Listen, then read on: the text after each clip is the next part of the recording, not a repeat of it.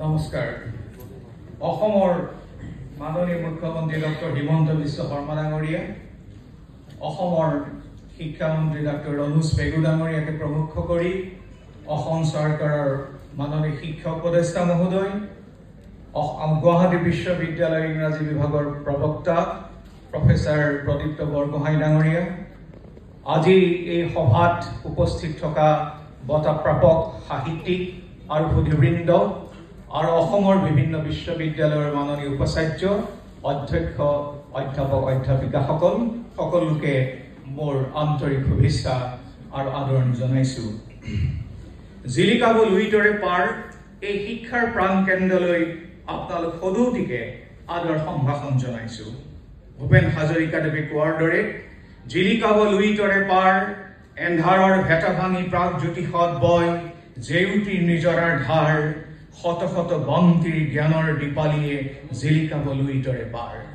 এই আপ্তবাক্য সাৰোগত কৰি গুৱাহাটী বিশ্ববিদ্যালয় যিখন বিশ্ববিদ্যালয় পিপলছ ইউনিভাৰ্চিটি হিচাপে কোৱা হয় 1948 চনত স্থাপিত হোৱা এই বিশ্ববিদ্যালয়ত বৰ্তমান 49টা বিভাগ লগত আছে আমাৰ প্ৰায় 300 কলেজ প্ৰায় 3 লাখ ছাত্ৰ ছাত্ৰী এনে সমৃদ্ধ এক বিশ্ববিদ্যালয় সহ এইবাৰ NIRF ৰেংকিংত গোটেই ভাৰতবৰ্ষত ৰাজ্যিক বিশ্ববিদ্যালয়বিলাকৰ ভিতৰত গুৱাহাটী বিশ্ববিদ্যালয় 13 নং সংখ্যা পাবলৈ 13 নং স্থান পাবলৈ সক্ষম হৈছে।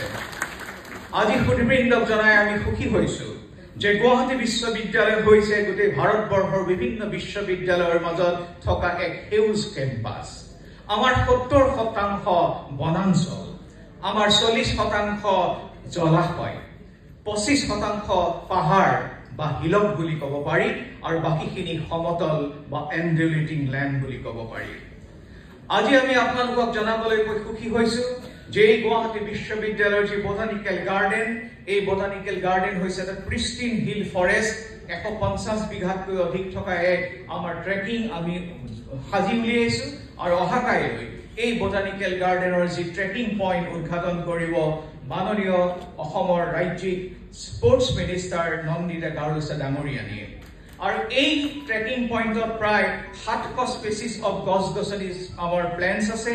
ইয়াত অগৰু বা সাঁচি গছ, জাতীয় গছ হলং গছ, মেজাংকৰি, বাখৰ বেনগেনা, বনপিঠা, কেন্দু, চকলা টেঙা আদি স্থানীয় গছ-গছনি সংৰক্ষণ কৰাৰ ব্যৱস্থা কৰা হৈছে। আজি আপোনালোকৰ এই অনুষ্ঠান গুৱাহাটী বিশ্ববিদ্যালয়ত উপস্থাপন কৰাৰ কাৰণে অসমৰ মাননীয় মুখ্যমন্ত্ৰী অসমৰ মাননীয় শিক্ষামন্ত্ৰী মহোদয়ক আমাৰ ধন্যবাদ কৃতজ্ঞতা জ্ঞাপন কৰিছো। সাহিত্যিক হিচাপে বৰগোহাঁইদেৱৰ অসমীয়া সাহিত্যলৈ সৰ্বশ্ৰেষ্ঠ অৰিহণা হৈছে তেখেতৰ নিমেজ নিৰ্মেল আৰু সহজ গদ্য।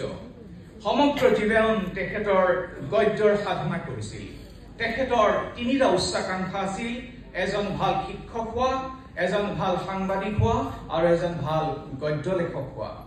শিক্ষক তেখেতে হ'বলৈ নাপালে, কিন্তু নিৰলস আৰু আজীৱন সাধনাই তেখেতক এজন সফল সাংবাদিক হিচাপে গঢ়ি তুলিলে। আৰু তেখেতে এষাৰ আপ্তবাক্য কৈছিলে আৰু এটা EM ফৰ্ষ্টৰ এটা সাৱধান বাণী সকলো সময়তে মোৰ কাণত বাজি থাকে। বৰগোহাঁইদেৱে কৈছিলে যদি গদ্য ৰচনাৰ অৱনতি ঘটে তেন্তে চিন্তাৰ অৱনতি ঘটে আৰু তাৰ লগে লগে ভাৱৰ আদান প্ৰদানৰ সকলো সুগম পথ বিচ্ছিন্ন হৈ যায়। যোৱা কিছুদিন ধৰি অসমীয়া গদ্য ৰচনাৰ মান দ্ৰুতগতিৰে অধোগামী হোৱাটো সকলোৰে চকুত পৰিছে। অথচ অসমীয়া ভাষাত গদ্য ৰচনাৰ এটা প্ৰাচীন আৰু শক্তিশালী পৰম্পৰা আছে। আনকোট এইগৰাকী মনীষী হোমেন বৰগোহাঁই ডাঙৰীয়াই আমাৰ অসমৰ মাননীয় মুখ্যমন্ত্ৰী মহোদয়ক the most thinking politician of India হিচাপে ঘোষণা কৰিছিল। আজি এই আপাহতে বঁটা প্ৰাপক সকলো সাহিত্যিকক আমি অভিনন্দন জনাইছো। সকলো অভ্যাগত অতিথিক আদৰণি জনাই মোৰ আদৰণি ভাষণ ইমানতে সামৰিছো। ধন্যবাদ। গুৱাহাটী বিশ্ববিদ্যালয়